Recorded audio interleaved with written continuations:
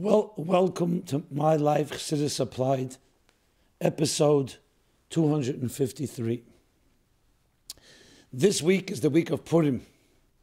Purim is the exuberant joy that the Gemara says, Chayiv inish lepsume, a person should become intoxicated to the point that they can't distinguish between Arer Haman and Baruch Mordechai.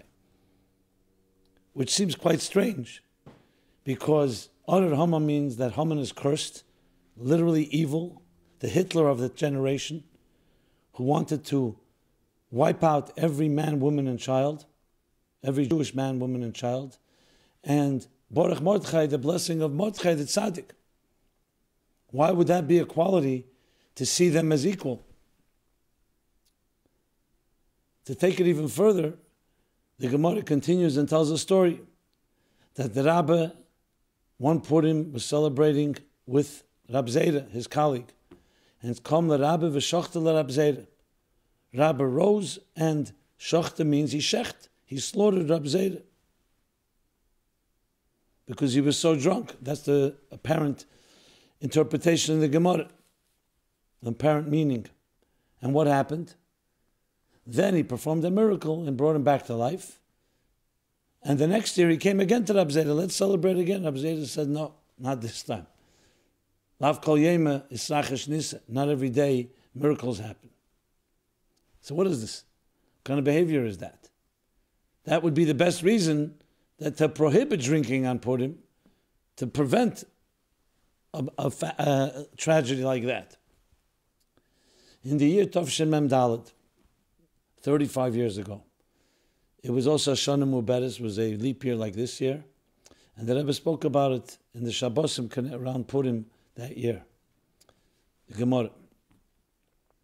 And his explanation was unbelievable. What was the explanation? That the Gemara, everything is precise, the words.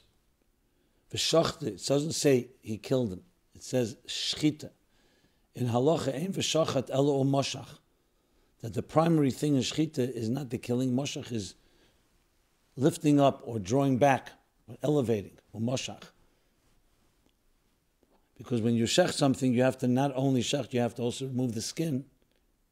So the shechita, the fact that the word shechita is used, it means that he elevated him.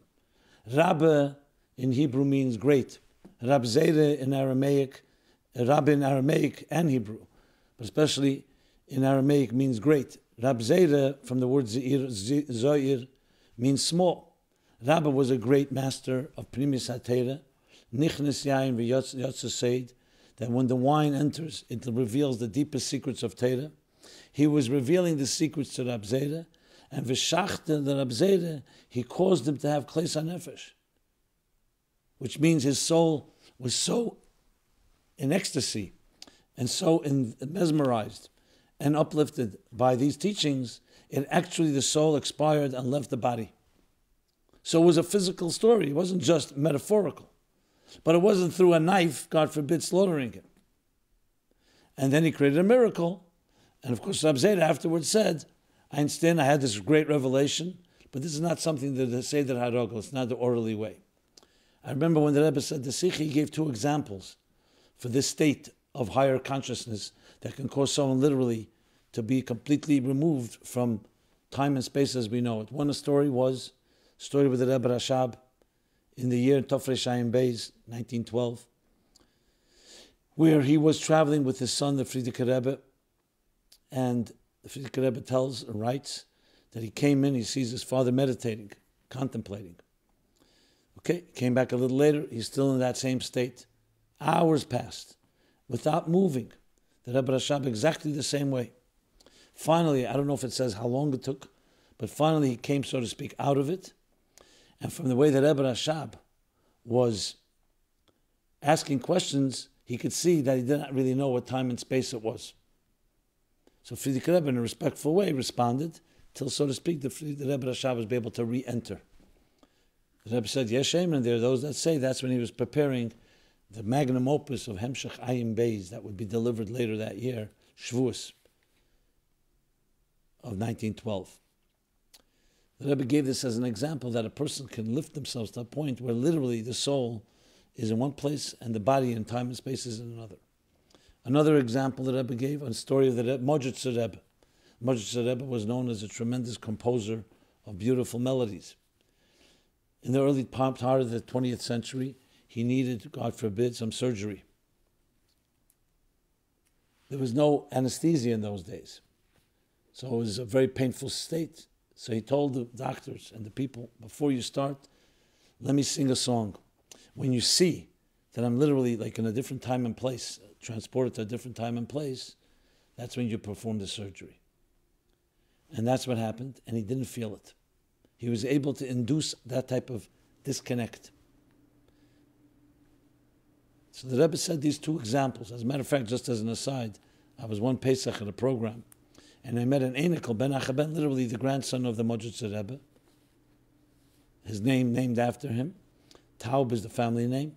And I asked him about the story. I wanted to hear of the family. He says, absolutely, we all know the story.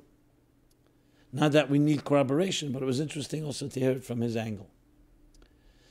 So the story of the Gemara, the Rebbe elaborates there and negates most of the interpretations are metaphorical, it's a moshel, that it actually happened. But not in the way that we would think, in the way of shchita, of elevation, that when you have a gili of primis atera, you can literally have an expiration of soul and body. And that's also not the kavanah, the intention. Now it's interesting, the Rebbe, even though at the time in Tavshim Mem Daled, which would be 1984, it seemed like the Rebbe was machadash then.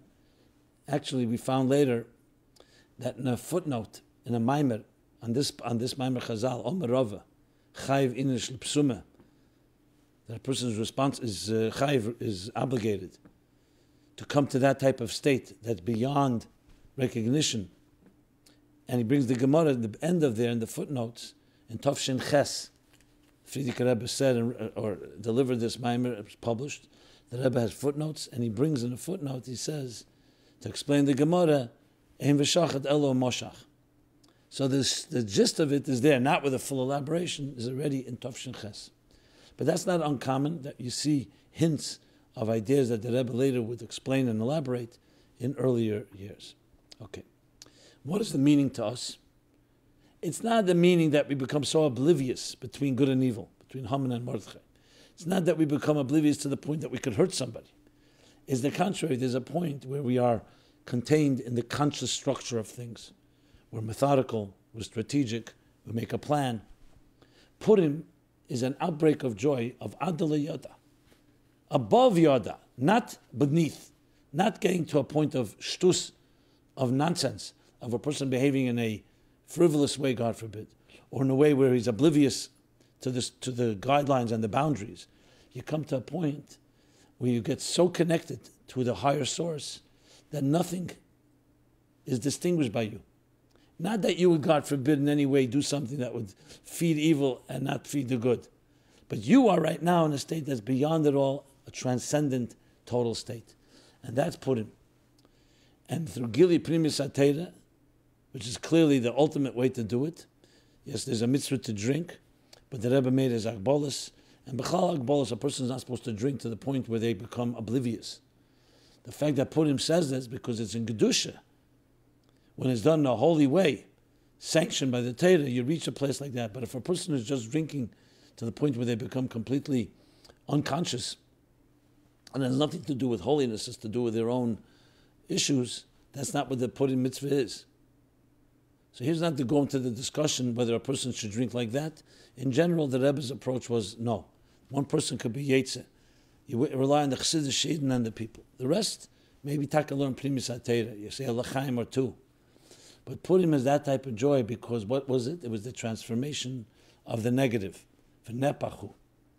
That Haman, who planned this genocide, was about to destroy, God forbid, L'hashmid La'abid, completely obliterate and annihilate all the Jews. And they were all there, and that those 127 nations in Achashverosh's Persian Empire were all under the control, and they were all subject to this decree. And it turned around. When something turns around, it indicates it's not a methodical step-by-step process. You know, there's a simcha that can come, you do a few steps, you resolve something, you have a joy. But a joy that comes from utter darkness, the utter abyss to the highest point of total redemption, of total exoneration, of total transformation, that is leading to a place of simchet adela yada, beyond it all. And that beyond is experienced on Purim. In each one of us, we have to find how do you apply this in our personal lives, that we all have our orderly structure. When we wake up in the morning, we daven, we learn, we daven, go to work. Everyone in there has their regimen. There comes one day in the year where we're told to reach a place of Geidel, like Yom Kippur, but even higher because Yom Kippur is compared to Purim, to reach a place of the soul's pure desire and pure connection to the divine, to the point you're not even conscious of it. That's the key, that you're not conscious. Sometimes we do things very consciously. You do a mitzvah with kavanah. Here the point is to get to a place that's beyond conscious. You're just in the zone where object melts into the subject melts and object, the distinction between subject and object melts away, and you have a seamless experience where you don't even feel that you're experiencing it. And that's the word adaliyada. That's the meaning of it. And of course, as I said, Gili Prim Satera, it gets you to a state like that. But it has to be done with care, because this is not, a miracle cannot happen every day. So we always have to do Eris and Kalim. There's always the energies within the containers. Each one has to find their b'chol ma'itcha. They're going beyond the regular. And that brings in an energy that's also beyond, that allows us to reach levels that are often inaccessible throughout the year, but in Purim you're able to access it. Another tremendous lesson of Purim is Achdus. Monis Levi from Rav Shmuel Alkovitz, who was a brother-in-law of the Ramak. So he writes that all the mitzvahs of Purim are all connected to Achdus. Why?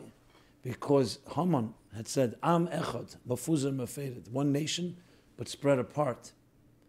So in a way, he hinted to the power and to the challenge that you could also be spread apart and diverse to the point of even divisive. What's the tikkun is when we stand, what's the repair, what is the antidote, is total unity.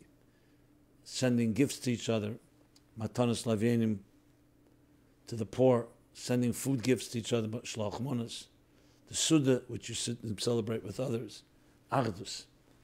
Yom Echad, that's one day Purim, where we create a total Achdus. Achdus too transcends differences. Transcends the differences of, yes, the dark and the light. Transcends the differences of the regular hierarchy and structure of existence.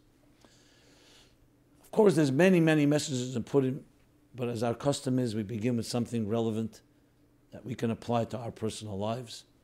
And it's a great opportunity that anyone in whatever situation you're in, and people have their challenges, and sometimes we feel we're overwhelmed, comes Purim, and it's a day that gives us energy. It's giving us strength from, as we know, Hayomim ha'ela niskarim v'nasim, as we read the Megillah, these days, niskarim, are remembered. The question is, what means v'nasim? Recreated. Says the Arizal, because in time is a spiral. So every time, that time of the year, that energy is recreated that was there the first Purim. So actually the day of Purim has an open channel to be able to go beyond the regular structure and transform even darkness to light, which is the ultimate goal. So in regular structures, dark is dark and light is light. Haman is Haman, Baruch. Arar Haman is Arar Haman, Baruch Mordechai. But now you have the transformation that even Haman and his evil decrees and his plots and conspiracies are all transformed to great joy. And of course, it's a good opportunity to learn a little Chassidus on what Purim means. Chassidus that's a little stronger and greater than your Kalim. Let you reach to a point of ecstasy. We can't compare ourselves to the Rebbe Rashab, but everybody can reach a place where sometimes you are beyond regular time and space. You're so immersed that the idea completely engulfs you and encompasses you. It's very cleansing, purifying, and it allows us to then come back to the structure of life with a whole new attitude, recognizing how to bring infinity into the finite. Adela Yoda into Yoda. Super consciousness into consciousness. In the language of Kabbalah Chassidus, Chachmas Tema into Chachma Gluya. Super conscious wisdom, intelligence into conscious wisdom, intelligence, which then branches and channels into the emotions, into our thought, speech, and action, elevating everything to a much higher plane that's beyond the conscious structure of things. Okay. With that opening, I want to also cross-reference to episodes 59, 108, 154, 203. These are previous episodes that I've spoken about this topic of Purim. All episodes can be seen at meaningfullife.com/mylife. They're all archived. You can download them as podcasts. You can view and watch them, listen to them at your convenience. They're also time-stamped in the YouTube desktop, laptop version, where you can actually go to the actual topic and just click hyperlink straight to that topic. This is also an opportunity to mention that this program is all based on your questions. So please submit your questions totally anonymously, confidentially at meaningfullife.com/mylife. There's a forum, and I will get to the questions. I'll be a little backed up, obviously, but we continue to move forward. So bear with me. I'll also use this opportunity to mention that the essay contest of 2019, which closed a few weeks ago, is in full force evaluation. There's just a lot of essays. So I have no real update to give you except that they're being evaluated. And please God, very shortly we will be announcing the winners. Another exciting moment in that this is the fifth annual My Life Chassidus Applied Essay Contest. Regarding Purim, a question came in, which is really a halacha question, but since it touches upon something that has an element of hashkafa, which means also ideology and attitude and sociology, I felt it's worthwhile talking about. May women read the Megillah for other women? Hi, Rabbi Jacobson. I wanted to know if the Rebbe ever commented on the practice of women reading the Megillah for other women. Is this acceptable both according to halacha and hashkafa? Halacha, of course, is law. Hashkafa is ideology, Torah, Jewish ideology. If the women themselves are mechuyaves, which means they're responsible to hear the Megillah, why can't they read the Megillah for other women? It does not seem that Chabad adopts this practice. I'd be interested in finding out the background to this issue. Thanks, and Afrei Lechem Purim. Okay. So without going into a long elaboration, and there is plenty to say, there are generally three opinions. In general, a woman is absolved and potter from mitzvah shazman grama, which means time-bound mitzvahs.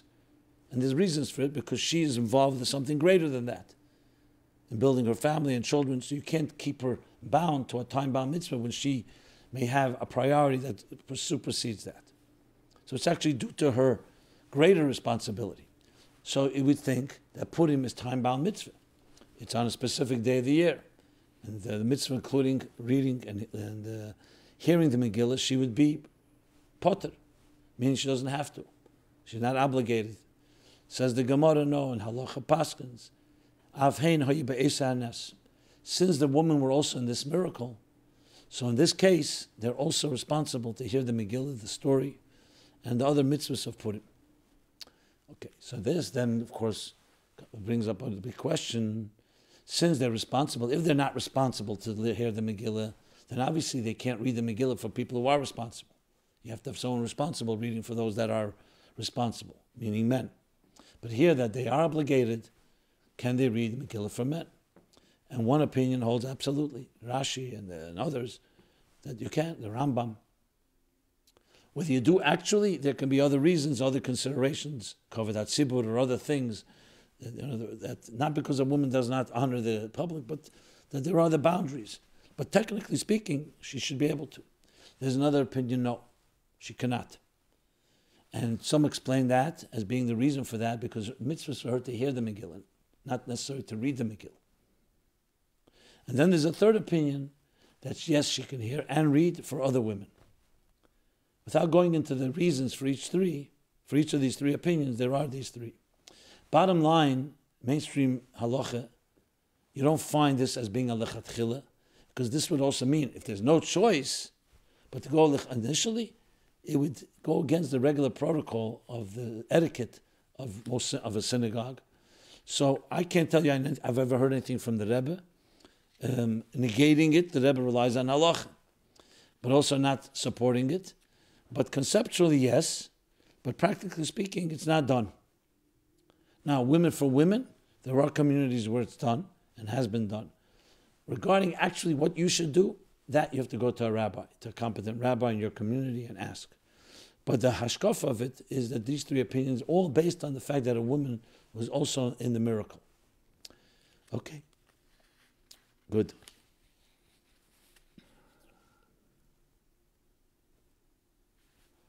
Next question, which is not Purim related, but it's also relevant, and that is the question of this.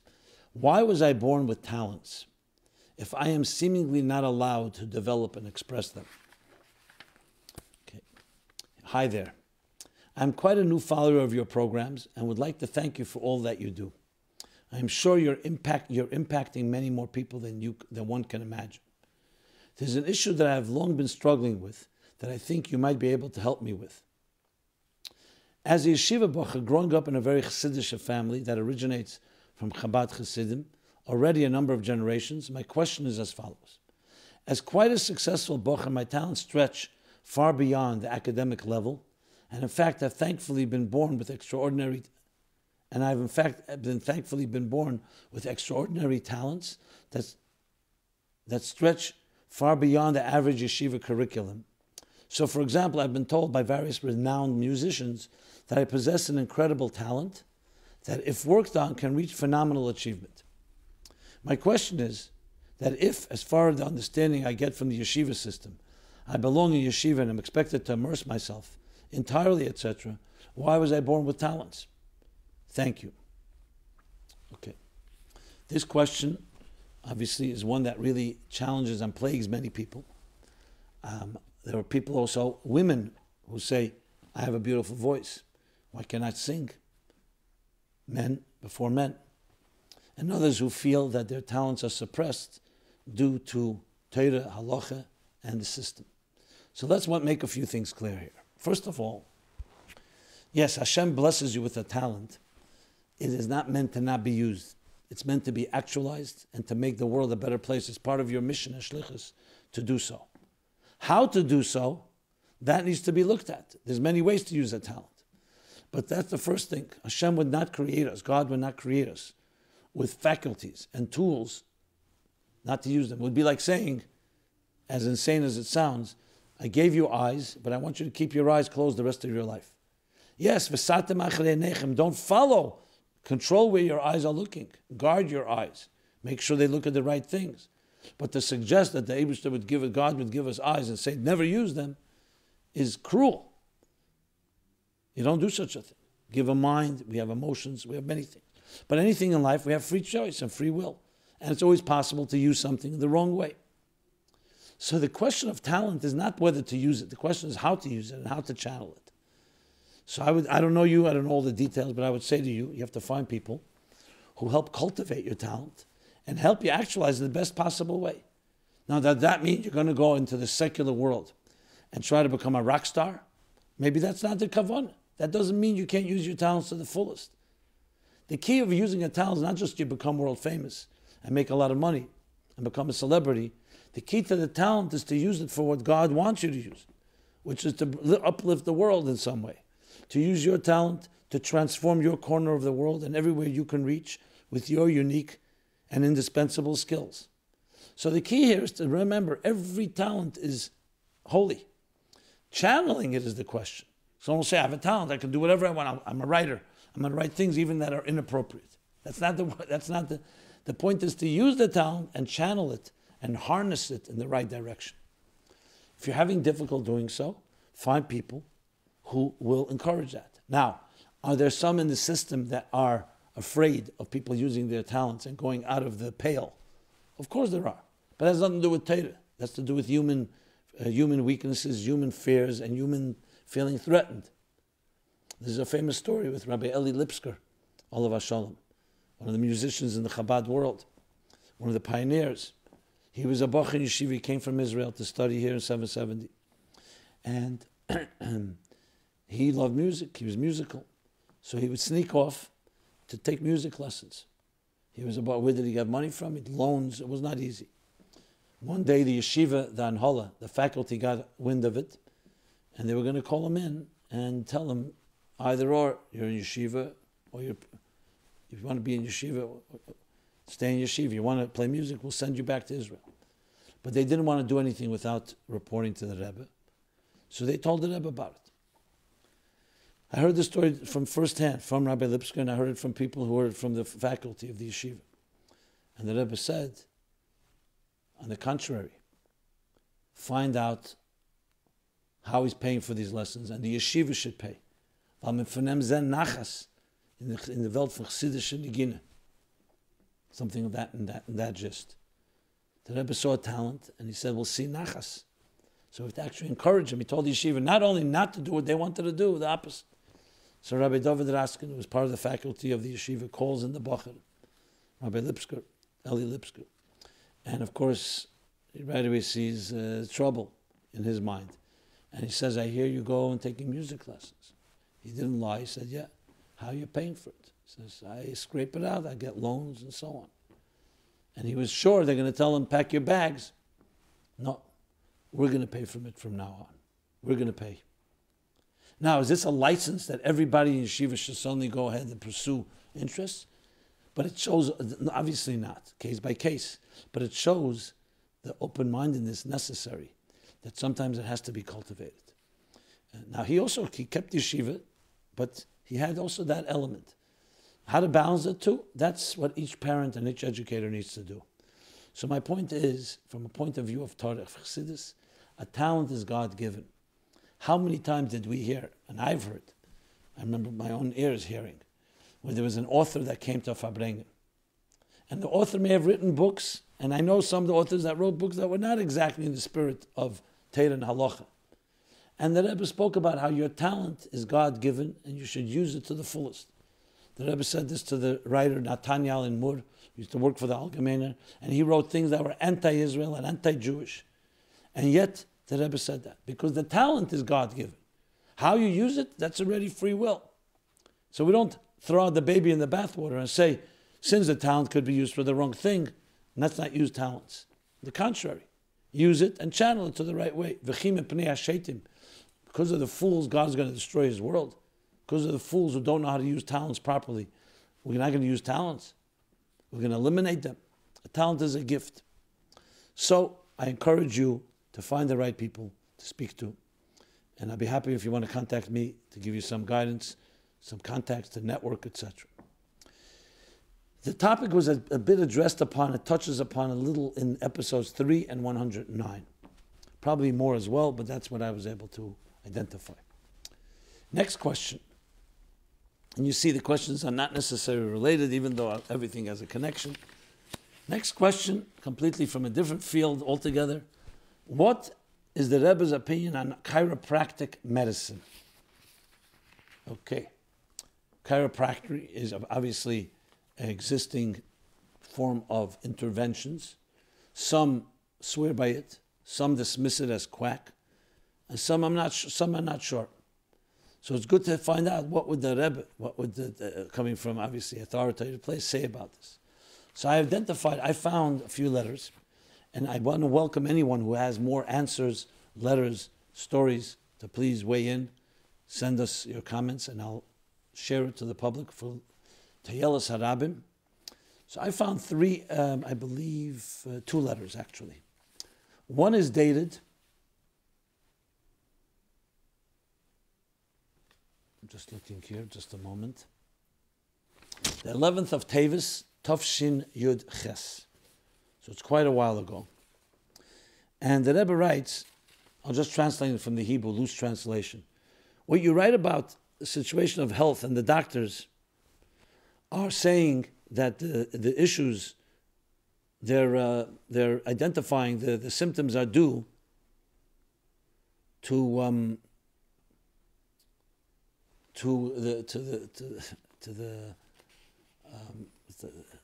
the spinal column, Chulias Hatzeir. In other words, the neck that runs the spine, that they want to work on the back and the neck.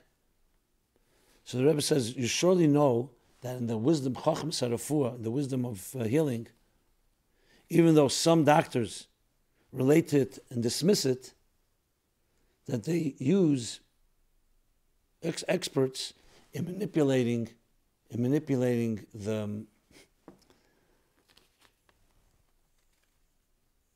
the different parts of a person's spine, and help resolve issues of this nature. The Rebbe says, even though I must say that I'm not bislavus, I'm not excited by this shitta, by this approach, but experience has shown that a number of times it does bring tayelus, it does bring benefit. And therefore it's worth trying. And the Rebbe says, I think the name of this is called chiropractic. So there you have it, a certain wariness that Rebbe expresses, but at the same time says it has brought, experience shows it has brought benefit. So that's one letter. Another letter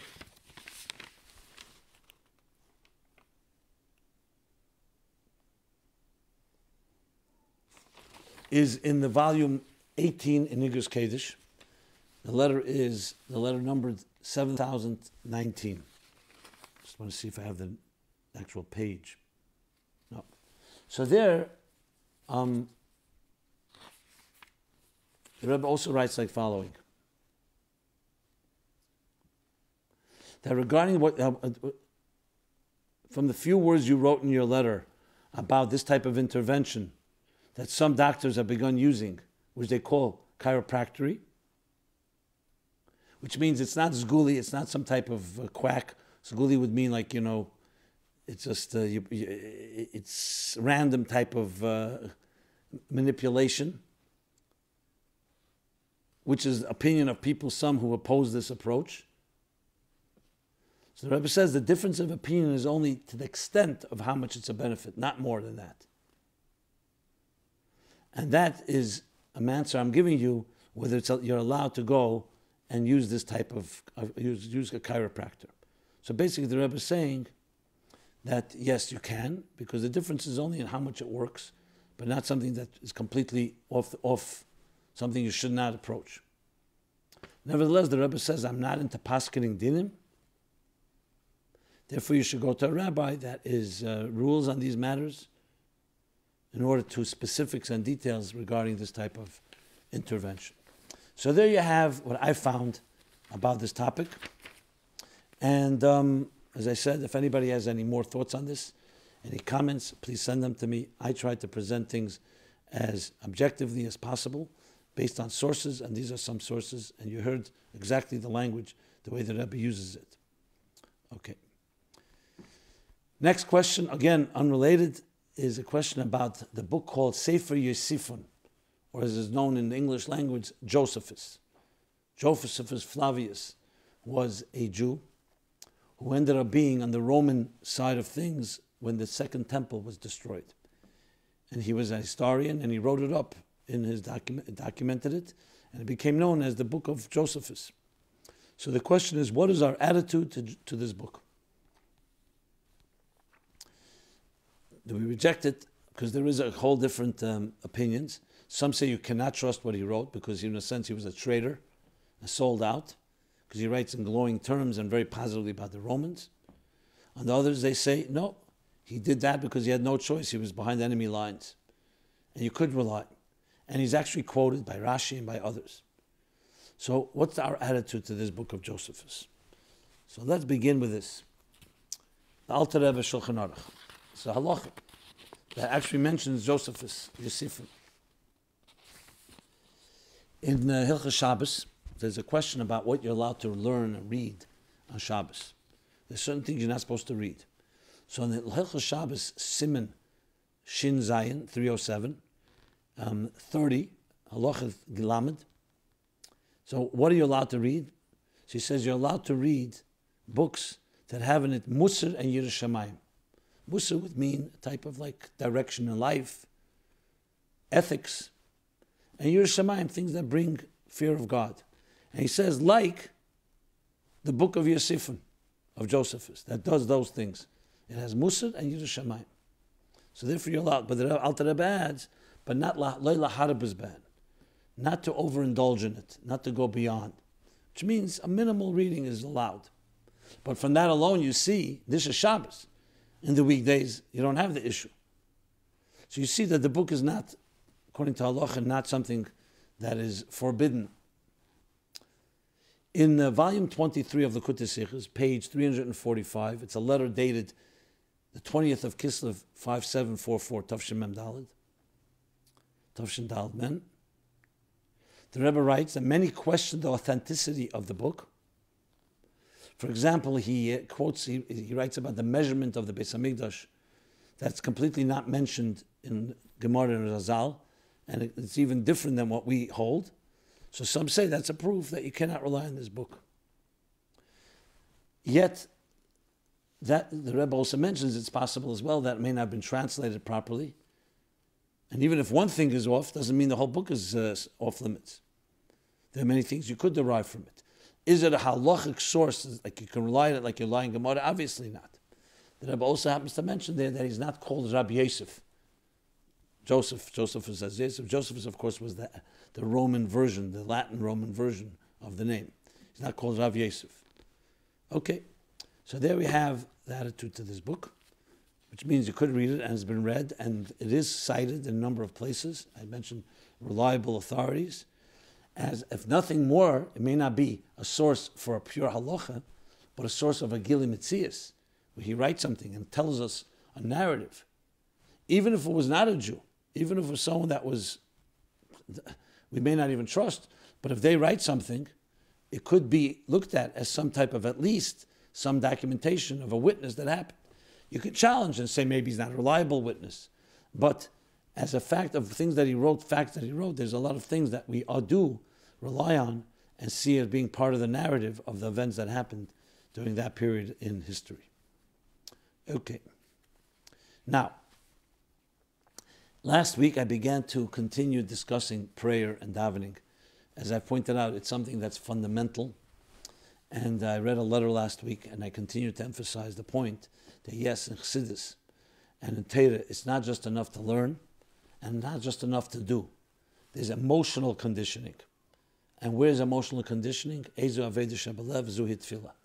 What is the service of the heart? The service of the emotions? That's davening. When you learn, yes, it can evoke an emotion, it can arouse an emotion, but learning is primarily cerebral. Emotions is where life plays itself out, that you begin to develop an emotional relationship with God. So we say, V'yedaita hayem, you should know today, God, but then it says, V'ashavesa levavecha, and so you shall apply it or return it or internalize it into your heart. Da'as alekei avicha, know your Father, God, v'avdua b'leiv shalom, and serve Him with a complete heart. Shema Yisrael Hashem Elokeinu Hashem Echad. Listen, learn, but then v'ahavtas Hashem Elokecha b'chol avovcha, b'chol nafshecha, b'chol meidecha. So what is love? Let's use a human example for it. Love, you could say, I really appreciate my spouse. I really appreciate a friend. I really appreciate. But that can be a cerebral appreciation. You understand their value. You understand how important they are. You understand how important they are to you. Love is a particular feeling. You're attracted to that person. You feel connected. You're emotionally bonded. So Hashem is saying, God is saying, I don't just want you to understand me and learn about me and know me. I want you to feel me. I want you to relate to me. And that's the essence of davening. That only goes to demonstrate how little we know how to do that. Even learning about God is also quite not is an achievement. To know, to contemplate, to be absorbed and think about what God is about and what godliness is about and the way God created existence, the cosmos, the secrets, the mysteries. But to feel is a whole different challenge because it's not something that you don't see. So the only way is to really, as the Rambam says, Ketzad Yoveh, how does a person come to love and awe, which are emotions of God? By contemplating.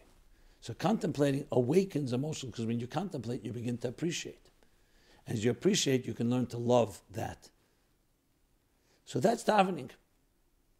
Each one of us is fully capable of it, but you have to apply yourself. This does not come automatically. It will not come through lip service. This comes through emotional effort, emoting, connecting, emotional intelligence. So in that spirit, and following up many previous episodes where I discussed about it. I'm going to just read one more letter, and I'll sporadically, time to time, especially when new questions come in, continue to address the topic. I will also share with you that in Teres Sholem, which is the Rebbe Rashab Sichis, there's a fascinating, detailed directions of how to daven.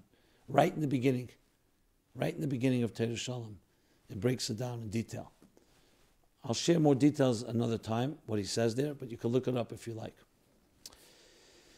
Okay, so here is another person writing about the service of davening. How can we begin to daven the way Chassidus expects of us? So see this as prayer continued, an ongoing theme. Dear Rabbi Jacobson, thank you for your clarifications regarding Avodas HaTfilah. That means the service of prayer.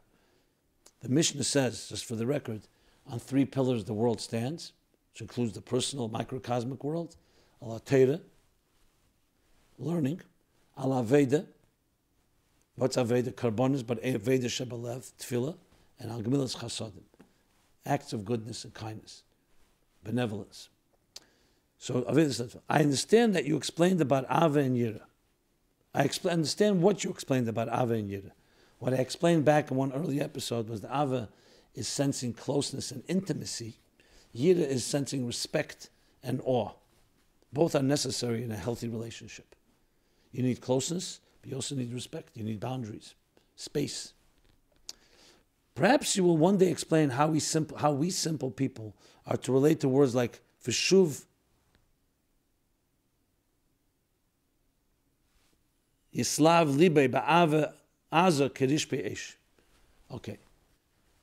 So this expression from Tanya, based on Zohar and so on, that your heart will be inflamed, engulfed with passion. Kerish Be'esh, like a fiery flame. And Nefesh Shecheach. Okay. A soul that pines. It's in English and I'm trying to pronounce it properly. And similar fantastic descriptions of the love and awe experience that are found all over Chassidus. You decided to not respond to the first of my 3 questions and concluded that this forum may not be the place to deal with. We should find a mashpia who will do it with us individually. I'm only reading that because, yes, that's correct. Some things you could talk about. Some things are just too personal. You really need to speak to a mentor, a mashpia. Please that I understand that I, like so many others, got mildly practical vagueness versus concrete usable specifics from mashpiyim. After all, the impetus for these very video shiurim of yours came from a debacle that was born out of the vacuum created by those who should be teaching applied Chassidus. Recall the Bocher, whom you quoted in one of your previous episodes, as bemoaning his having a boring mashpia who is not touching him. Please don't send us to such mashpiyim for a foundational pillar of Chassidus Chabad. First of all, I'm not here to send anybody anywhere. I'm just trying to be a use and make good suggestions. I think that there are some that don't deserve to be mashpiyim, but there are some good ones. And I think when it comes to davening, an emotional process, as much as I say, and I'll say as much as I can, it's always good to have a guide. Because it's not just like learning. You need to have a teacher, a chaver, a friend. Davening even more so. I therefore ask you to once again to provide clarity on the following. To focus on Hashem's greatness and awe as it is described in the Seder, and as the Seder is explicated by the Mefarshim, the commentaries, is something I am very familiar with. However, without Chassidus, one can do this too. I understand that learning Chassidus before davening is about davening mitepes, to daven with something, and this is part of that and this is the part that needs clarity. This is supposed to be a piece of emotional work, as you put it, that should influence the rest of the day, and little by little alter one's character, until the Frierdiker Rebbe came to the U.S. and began the notion of spreading Yiddishkeit. This was what Chassidus Chabad was all about. Internal work, emotional work. Davening with a Chassidus meditation that would propel Das power, Das is Das, connecting, bonding, and affect one's emotions.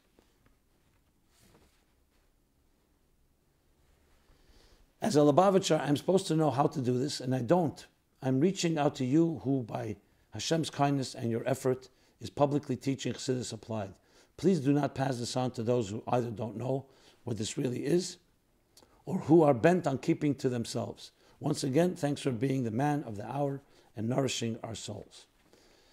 Okay, look. As I said, I will not hesitate or in any way repress or withhold anything that I can offer. And I've done and shared what I've known. But I do think when it comes to things that matters like this, it's important to have someone that knows you personally. So I reiterate again, tefillah is work. It's emotional work. And I have no doubt that if we all did it properly, or at least try to do it, it would change our lives. You would have healthier emotions, healthier way of venting and processing feelings, healthier way to relate to human beings, because emotions are emotions. If you can relate to God, well, you can then transfer that and let it spill over into how we relate to each other. And we'd become more emotionally mature and evolved human beings. But that requires sitting down and davening properly, reading it. I'm not talking about the kamos now, the amount. I'm talking about reading it in a way that that you apply it emotionally. What's my emotional relationship with God? Not just thank you for giving me my blessings and my health and my parnas and livelihood and gifts, but what's the vahafta? What's the love? How is it expressed in your heart? Now it could be expressed that you're committed to what Hashem wants, but also a feeling that there's a passionate emotional connection to the divine within you and to the divine in general, to Hashem. This is the work that we need to do. So we'll stop now with this. As I said, this will be a continuing discussion, and this is a series on tefillah. Okay, the next, where are we now? Follow-up. Let's do a few follow-ups. Okay. MicDrop. This was in episodes 250 and 251. And I got plenty correspondence in all directions. Frankly, mostly positive, and some critique. I don't want to read them all because it's too much, so I'll just give a taste of each one. So one person writes, I really wanted to see how you would thread the needle and address such a sensitive and controversial topic. You struck, in my opinion, an excellent balance. You were able to take Torah principles, Chassidic principles, and help us find the methodology to how to apply it to this issue as well as many others. I know that you've received critique from some who say you're trying to placate everybody, but I absolutely feel that's incorrect and not fair. I wish more people appreciated your subtlety and tact, reflecting the Torah's unadulterated and dispassionate approach to all issues. Okay, thank you very much for that. And yes, indeed, I'm not looking to placate anybody. I'm not looking to make everybody happy. I'm not looking to make everybody unhappy. That's not the intention. The intention is to look at something without any subjective opinions and take it from all different angles. So that was one person's comment, which reflected quite a few others as well. Another person writes, Rabbi Jacobson, I've become a loyal listener and learned from you how you dissect issues and get to the core of the matter at hand using the Rebbe's teachings as your guidepost. Therefore, when the MicDrop controversy exploded, I was sure you would address it with no holds barred, open honesty using Torah and Chassidus as your base. Instead, it seems the last two episodes, you've tried to be all things to all people. Talking like a politician, hungry for acceptance from all sides without overly offending everyone. It doesn't work, and you should be the first to know it. With that, here's where you fell off the tracks. It's a proven fact that MicDrop is a commercial venture, and the more salacious, revealing the speaker becomes, the more tickets, attention, income flows to the owners. I've heard from people who agreed to speak how they pressure them to push tickets, say lashon hara, rechilas, which is shemra about people, basically speaking negatively about others. Sometimes their own parents, God forbid. It serves no therapeutic purpose, and many of the speakers regretted it deeply after getting their 15 minutes of fame. The hurts that they cause to relationships will last a lifetime, and MicDrop will just keep on going. It is patently the opposite of everything we're taught about tznius, not clothing, but action, speech, etc., and fits the modern let it all hang out. for websites to publicly defy Rabbanim and a frum Jewish community cannot exist where someone can figuratively spit on the Rabbanim. I don't need to quote to you the many letters and answers from the Rebbe about listening to the Rav. Even if you think he's a coward, money-hungry, scumbag, I don't know if I should have read that, who doesn't understand anything. Some have willfully went public against the community Rabbanim and now complaining about boycotts. I don't understand how you don't see this. I can go on, but honestly, I expected better from you. I'll still listen, and I know you can do better. We're all human, but when we fall down, we pick ourselves up and keep on going. Should I comment on this or not? I know you can't respond to me, so let me just say this. I read exactly what the person wrote.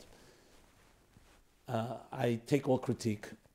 I don't feel it's justified, this critique, frankly, because I know where I'm coming from. I think that you have to ask yourself whether you're also somewhat subjective. I think there's too much hysteria and too many voices out there. Everyone seeming to claim that they know exactly what God wants. I don't challenge Rabbanim. Rabbanim have the full right to write a psak. But we also have the right to ask Mehechen Dantuni where they get it from. And especially when you're dealing with matters that are not necessarily going to be resolved with one psak here. You have issues, some people don't even listen, and so on and so forth. I'm not here to endorse anyone. I'm not here to condemn anyone. So I don't agree with your comments about myself, but that's fine. We don't have to agree. And I can make mistakes, and I have made mistakes. I think in this regard, I am not sure where you're getting this type of black and white approach. You don't, just like someone does not have to use MicDrop, you don't have to go to websites either. As a matter of fact, I would recommend to you and to everyone, learn Torah, Kol Yom Kulei. You should learn Torah, Chassidus, and daven, and do mitzvahs. In general, who gave Bichlal a heter? That person should go to websites, any website. I don't care if it's a kosher website. That's not how Jews behave. We have a Torah. So if you really want to do things right, that's how I would begin. And acknowledge that. To start saying, like I remember the first time I sent out some emails years ago with Torah, someone said to me, how could you be using email? Now, how did they tell this to me? With an email. They didn't even realize the irony. They're writing to me with an email. Why am I using email for teaching Torah? So look, we have guidelines from the Rebbe, how to use technology. I mentioned before talents, how to channel it, how to harness it. Are there risks? Yes, there are risks. No one ever said we should go to websites altogether. You want a website you think is kosher for you? Gesundheit. I don't know this whole issue of boycotts and critique. To me, is childish and doesn't get anywhere, and it's not going to do anything. And we have much bigger problems. A Jew should not be reading newspapers, should not be reading magazines, and shouldn't be going to websites. Unfortunately, most Jews are not in that state. That doesn't mean there's a heter. It means that let's be realistic. So under the circumstances where things are not perfect, now we have to figure out what's the best way to address and deal with it. Okay. Should I say more? No. You know what? We'll stop with this. Tell the Chacham v'yachkameid. Those that understand, understand. Those that are still stuck in their certain parochial and narrow boxes, Gesundheit. I think we can still love each other and care about each other, and everybody should have their voice. Everyone's entitled to that voice. We don't have to agree. But hopefully we can all look for, in direction from Torah, from Chassidus, from the Rebbe, clarity in dealing with this issue and all other issues. Okay. Another follow-up was to episode 250 about HaMapil. That's the prayer we say at the end of Krishma, before we go to sleep, and the talk of discussion about speaking after HaMapil. I really loved what you said and how you summed up the issue about speaking afterwards. I want to point out to you that I saw from one of the Rabbanim a nice summation as well, and I thought it would just be interesting for your listeners to get that summation about whether if one needs to speak after saying HaMapil, that final prayer before we go to sleep. So this is a summation of what this person writes. So in Tehillim it says, reflect in your hearts upon your beds and be silent forever. So there's a pasuk that indicates that after you reflect, you should be quiet. That's where the halachic restriction of speaking after completing the Shema prayer. Those who recite the nighttime Shema with a traditional nusach, the variation in prayer text from one Jewish community to another, conclude with HaMapil and do not speak afterwards.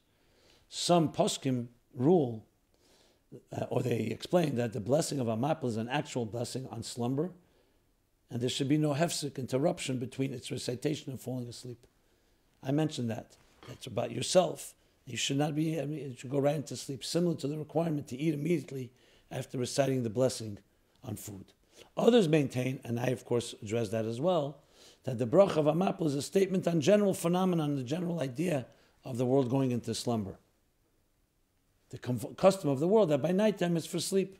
According to that opinion, HaMapil is not personal, so it does not necessarily limit your habit to immediately fall asleep after, whether you after the prayer or not. It's more important to recite the prayer than to uphold the opinion that requires abstaining from speaking.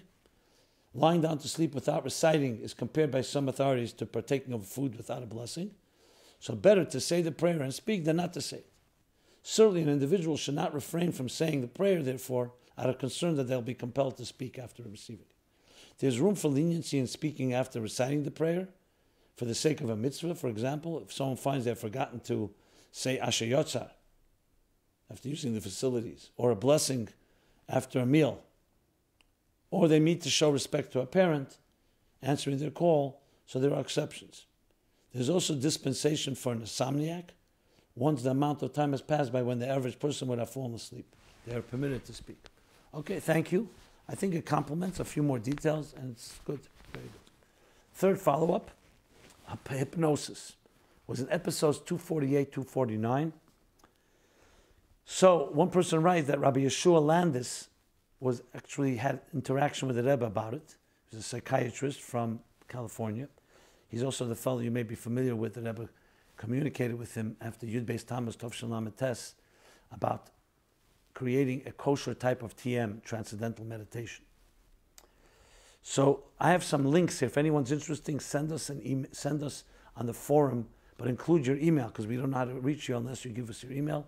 I'll be happy to send links of communication and things from the Rebbe with Dr.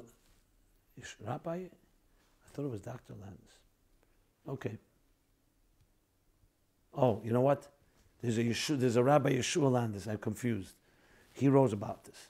Then there's a Dr. Yehuda Landis. That's the one I was referring to. I'm sorry.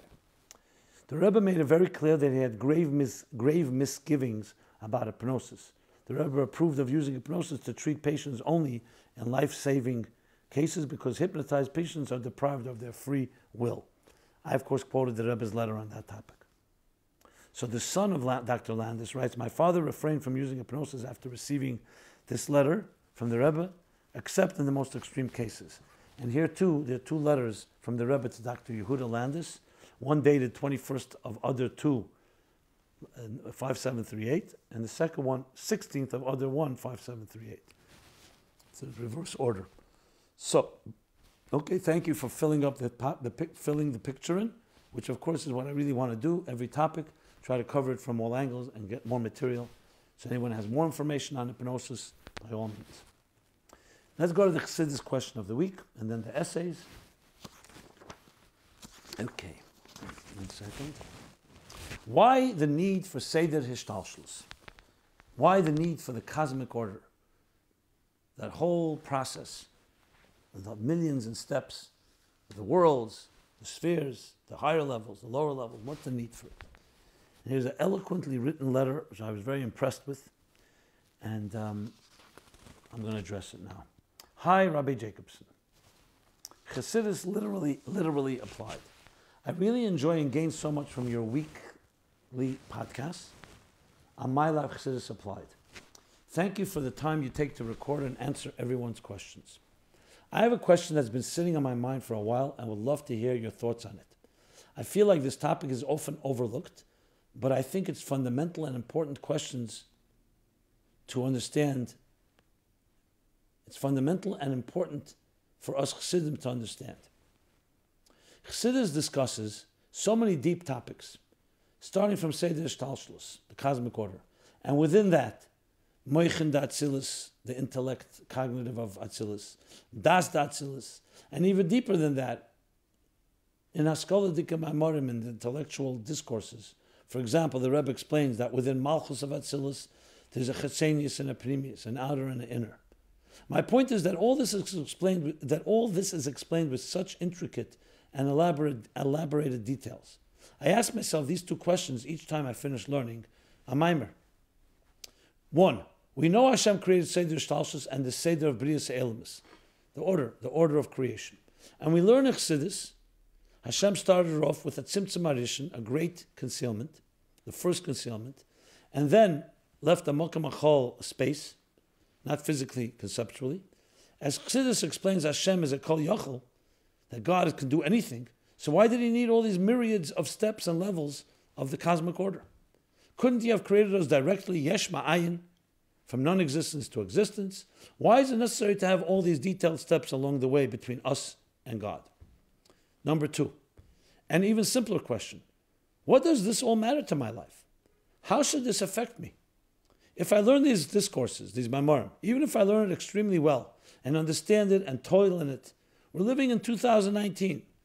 What should it matter for me in my part of the world that in Malchus of Atzilus there are different levels?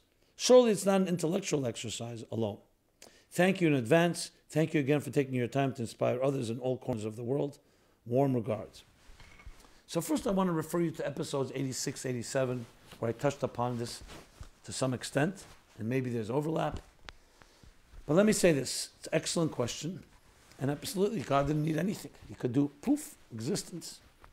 But the one key thing, God wanted something in existence. He didn't just create existence for his edification. He desired to have a home in this world. A home means that he has to feel comfortable in our existence, and we have to feel comfortable with him. Which means, in other words, he wanted a partnership. If God just wanted us to be subjects and puppets to follow orders, he wouldn't have created us with a mind, with a heart, with talents, with free will. So God wants a relationship. So from God's point of view, creating existence, yes, he could do it any way he wants, but there would be no relationship. It would be, as you said, Kol Yachol. God can do whatever he wants. How do we relate to that? We're not Kol Yachol. We can't do everything. So Seder Histalshilus technically is really, think of it, a bunch of stepping stones or rungs on a ladder. And that's what it means, Histalshilus, chain, links of a chain.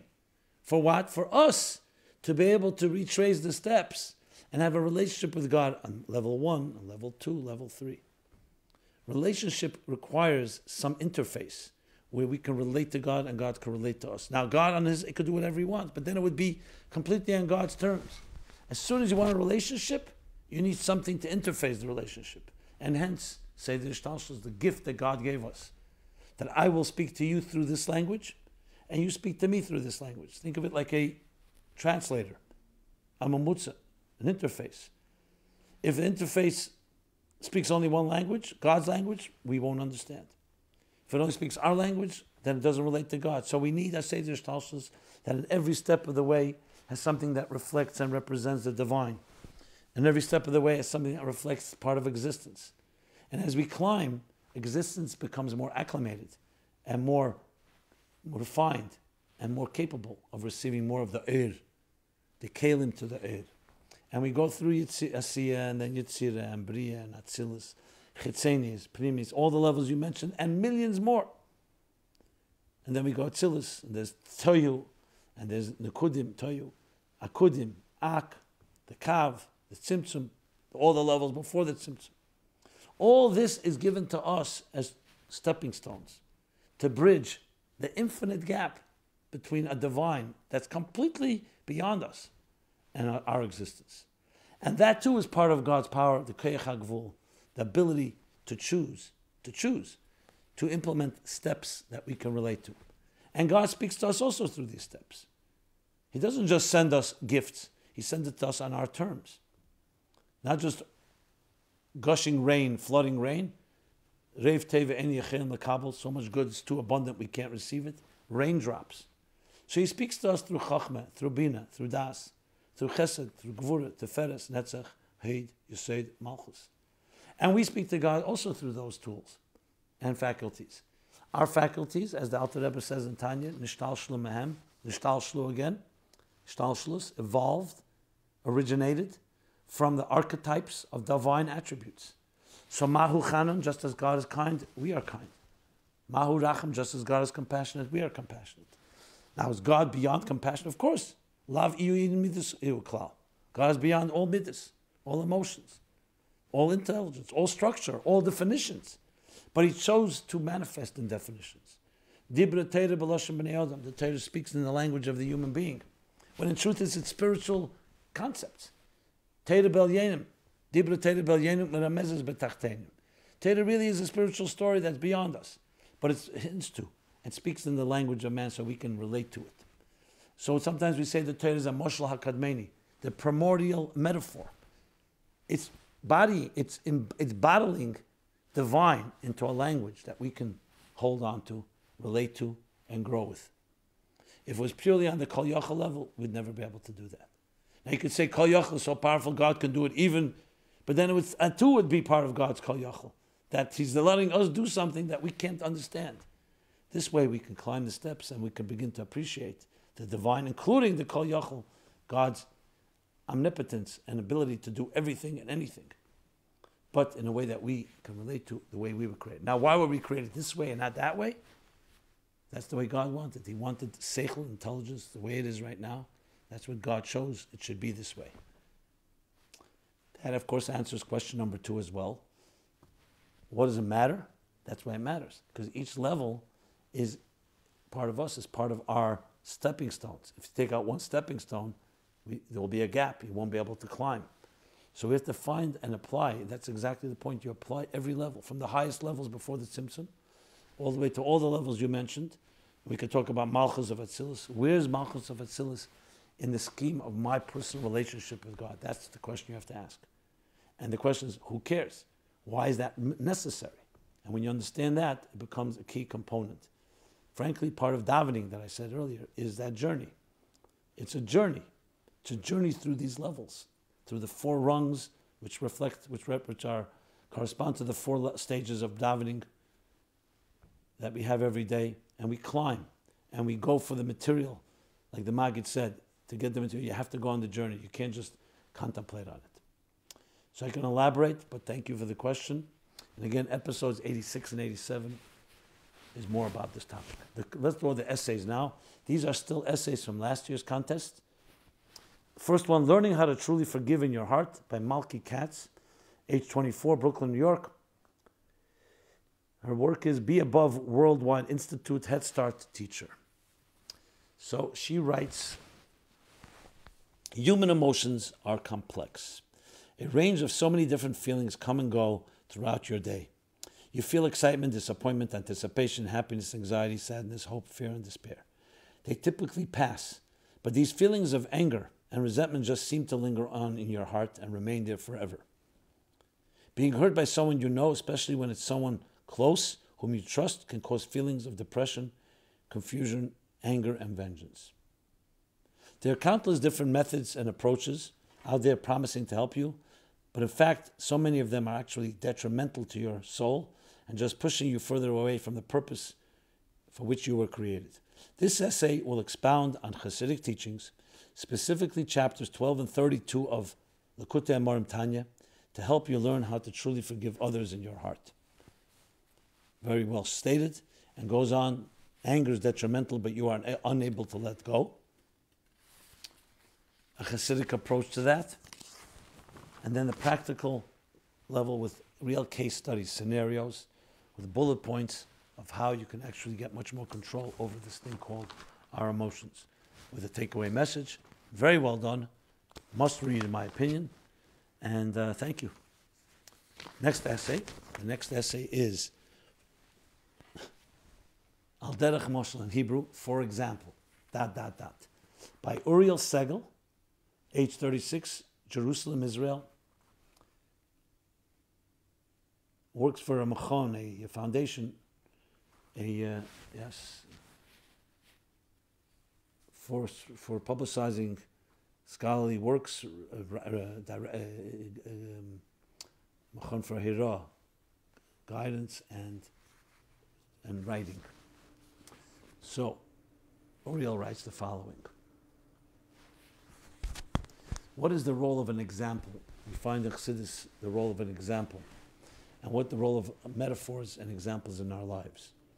I very much like the topic, really dissecting what it is, how it relates to social connections we have, to culture, to philosophy, and to our language and communicative skills. The need for metaphors, the need for examples that bridge the distance between us. And really analyzes, as I said, dissects what an example is, how to find one, how to make sure it's appropriately fitting the moral you want that example to teach. And really, it's an excellent, I would say, an excellent workbook almost. I mean, it's an essay, but an excellent work regimen of how to develop communication skills and how to use mashal, examples, in every possible way, including mediation and relationships and so on. So I would say it's a very creative, a very well done essay. To me, it's one of the best of the last year's essays, and must read as well. This essay, as well as the previous one, are now posted weekly. We don't post them all the time. We won't post them all in one shot every week. You could see that at meaningfullife.com/mylife. Also, if you subscribe to our weekly emails, we send out the new essays as they're posted, so you can pick that up from there. The final essay for today will be The Challenge of Entering the World. Menachem Mendel Rabinowitz, age 22, Brooklyn, a student in 770. And so he basically really sums up the battle of life as based on Tanya, the struggles, the different forces, the different voices that tug us in different directions. And